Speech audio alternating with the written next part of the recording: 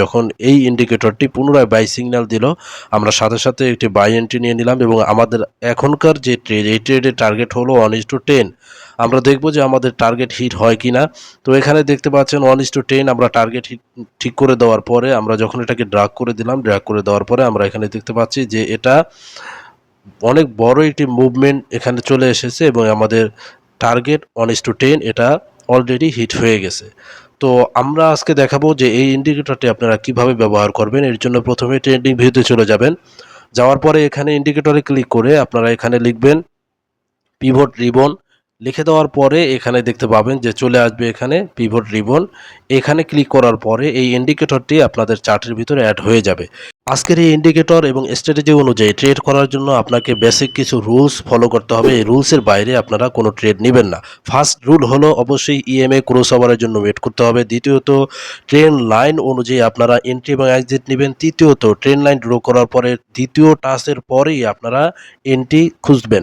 চতুর্থ নম্বর রুলস ভিডিওর ভিতরে বলা আছে, তার জন্য অপেক্ষা করেন। তো এখানে দেখতে পাচ্ছেন এই ইন্ডিকেটরের আমরা সেটিং করে নিচ্ছি। সেটিংয়ের জন্য প্রথম দুটি মুভিং এভারেজে 20 এবং তৃতীয় যেটা সেটাতে 60 দিয়ে দিবেন। এরপর এখানে দেখবেন যে এইগুলো ট্রিকমার্ক আছে কিনা অবশ্যই দেখে নেবেন এবং পরবর্তীতে আপনারা চাইলে এই মুভিং এভারেজের কালার, এই যে কালারগুলো আপনাদেরকে ভিডিওর মধ্যে দেখিয়ে দিচ্ছে, এই কালারগুলো আপনারা আপনাদের মতো করে চেঞ্জ করে নিতে পারেন। যেইভাবে আপনাদের চেঞ্জ করলে ভালো লাগে বা আপনাদের চোখে পড়বে সেভাবে আপনারা চেঞ্জ করে নেবেন। এরপরে নিচে চলে আসবেন। নিচে চলে আসার পরে উপরের দিকে আসার পরে স্টাইলে ক্লিক করবেন। স্টাইলে ক্লিক করে এখানে দ্বিতীয় যে অপশনটি আছে এটা ক্লিক করবেন। এইগুলো ক্লিক করে দিলে কি হবে, আপনাদের মুভিং এভারেজটা একটু মোটা দেখাবে এবং চোখে স্পষ্টভাবে ধরা যাবে যে কোথায় মুভিং এভারেজের ক্রস ওভার হচ্ছে। এরপরে আপনারা ওকেতে করে রেসিস্ট্যান্ট জোন আছে, এই জন্য আমরা এখানে টিপি নিয়েছি।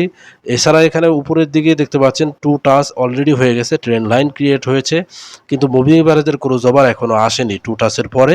2 টাচের পরে আমরা অপেক্ষা করলাম। এখানে ট্রেন লাইন ক্রিয়েট হলো। ট্রেন লাইন ক্রিয়েট হওয়ার পরে এখানে দেখতে পাচ্ছেন মুভিং এভারেজের ক্রস ওভার আসছে এবং ইন্ডিকেটর আমাদেরকে ইন্ডিকেট করছে যে এখানে সেল হবে।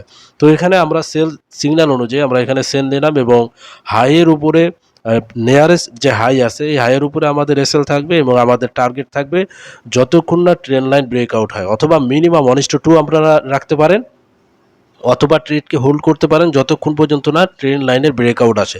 তো এখানে একটা ট্রেন লাইন আমরা ড্র করেছিলাম, ওটাকে আমরা বড় করে দিই। যতক্ষণ পর্যন্ত না এই ট্রেন লাইনের ব্রেকআউট আসে আমরা এই ট্রেডকে হোল্ড করতে পারি। এছাড়া এখানে দেখতে পাচ্ছেন এই ট্রেন লাইনটা অনেক বড়, অনেক নিচের দিকে প্রাইস এসেছে। এছাড়া আমাদের ইন্টারনাল যে ট্রেন লাইন আছে এটাও আমরা ফলো করতে পারি। এটাকে ফলো করে আমরা এটার ব্রেকআউট অনুযায়ী আমরা এই ট্রেড থেকে এক্সিট নিতে পারি। এখানে দেখতে পাচ্ছেন সেক্ষেত্রে এই জায়গায় আমাদের এক্সিট হয়।